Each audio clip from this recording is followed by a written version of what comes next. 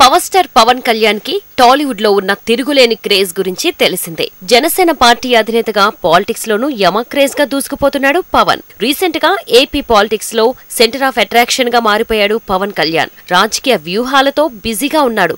అలాగని సినిమాలను పక్కన పెట్టేలేదు. సినిమా షూటింగ్స్ లోనూ ఆయన యమా జోష్ గా పాల్గొంటున్నాడు. మూవీస్, పాలిటిక్స్ ఈ రెండు భిన్నమైన రంగాలు. ఈ రెండింటినీ సమన్వయం చేస్తూ లీడ్ తీసుకోవడం అంత ఈజీ కాదు. ఈ ఫీట్ ని చాకచక్యంగా సాధిస్తున్నారు పవన్ కళ్యాణ్. హరిహర వీరమల్లు సినిమా షూటింగ్ లో పాల్గొని అందర్నీ ఆశ్చర్యపరిచాడు. రీసెంట్ గా విశాఖ అక్రమ కేసులో హైకోర్టు ఇచ్చిన బెయిల్ తో బయటకొచ్చిన 9 మంది జనసేన నాయకులను ఆత్మీయంగా సత్కరించారు పవన్. మంగళగిరిలో జనసేన పొలిటికల్ అఫైర్స్ కమిటీ సమావేశంలో పాల్గొన్నారు. ఆ తర్వాత హరిహర వీరమల్లు షూటింగ్ ని మళ్లీ కంటిన్యూ చేయనున్నారని తెలుస్తోంది. విజయవాడలో కౌలు రైతు భరోసా యాత్ర నిర్వహించబోతున్నారు.